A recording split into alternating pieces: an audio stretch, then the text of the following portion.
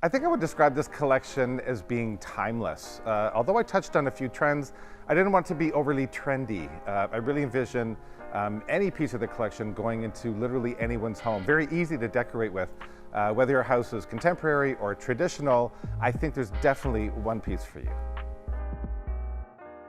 The inspiration for this collection, I think, was based all around nature, whether using natural materials or using motifs found in nature, like botanical imagery. I really wanted to have it very soft and sort of easy to decorate with. Also, I wanted to have a lot of freedom, so some of the sketches are quite flowing. Also, I wanted to use a lot of black because it's trending quite strong, and it really sort of roots the whole collection as well. It's a little play on words. Also, gold metals are very, very strong as well, and I think between the natural elements, the black and the gold, it just really has a soft appeal. I think one of the biggest trends that we're seeing right now, and it certainly isn't new, it's been around for quite a while, and that's biophilia. And that's basically how we relate to nature and how we can embrace nature and bring it into our environments as much as possible. Whether you're using natural materials or handmade materials that actually look natural or maybe have a raw edge, or clay or things of that nature that we can manipulate. I think in my collection, I tried to use that or integrate that as much as possible, whether it be botanical imagery or maybe just some free-flowing lines, some soft curved edges, anything that's just really inviting. I think some advice to give someone new coming into this industry and wanting to be a designer, and it sounds very corny, very cliche, to like be yourself, be natural. But honestly, it is about sort of being you and being individual, and I think that's what it's all about, authenticity. You know, we always sort of look back and aspire to be someone else, but they in turn aspire to be themselves as well. So I think if you follow your own path, be authentic to yourself, to who you are, you will definitely succeed. One of my favorite pieces of the collection, it's a component of two. Number one, there's two paintings called Self, and then there's two sculptures called Arabesque, and they both tie in because they're identical. One's flat on the wall and one's three-dimensional. And I really had so much fun with these because it was just line drawing after line drawing of human form in motion. And I really want to get sort of the idea that the body is either moving or it's soft, it's curvy. And to do this, I had a really, really fun time going through. I want to show you here is one of my favorite books. I absolutely love this. This is from Coca Rocha. It's called Pose.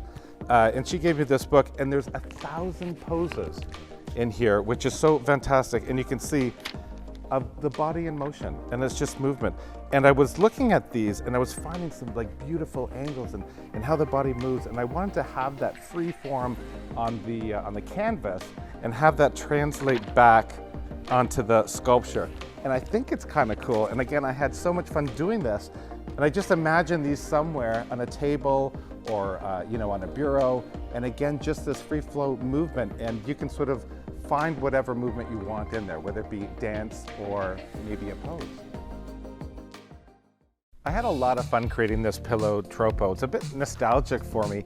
And the reason being is because these were originally made from a collage out of 1960s wallpaper that I found. I absolutely loved it. And then we translated it onto textile here. And the reason it's nostalgic is because back in the day when I was a kid, my mother used to get us old, out-of-date wallpaper books. And that was our crafting paper that we could cut up and glue and do all sorts of things with.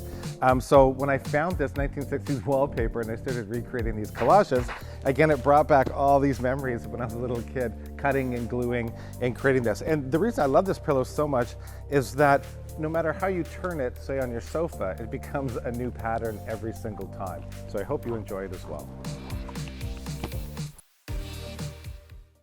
I really want to include some botanicals into this collection, but I didn't want to be so literal.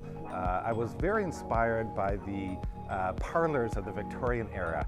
You know, those big sort of like stuffy rooms, and they had all sorts of furniture in there. But on the walls, they had beautiful, beautiful exotic motifs and hand-painted murals. And I absolutely love that. So I researched and I found some beautiful etchings, which I had put on canvas. I hand painted them.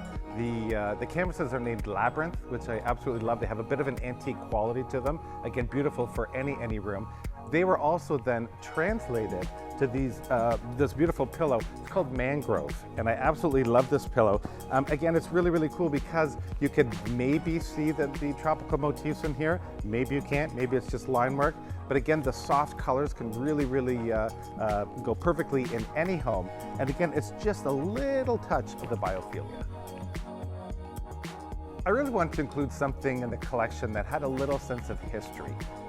And I've always been drawn to the beautiful storytelling and the richness of mudcloth.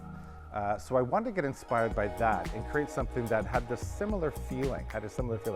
And for this collection is called katir, and it's a very endearing word in Arabic. And what I did, I created a stencil in Arabic, a very stylized stencil that says katir, and I manipulated it in such a way on linen that you could look at it, it almost feels Rorschach, it almost feels like there's maybe just some symbols.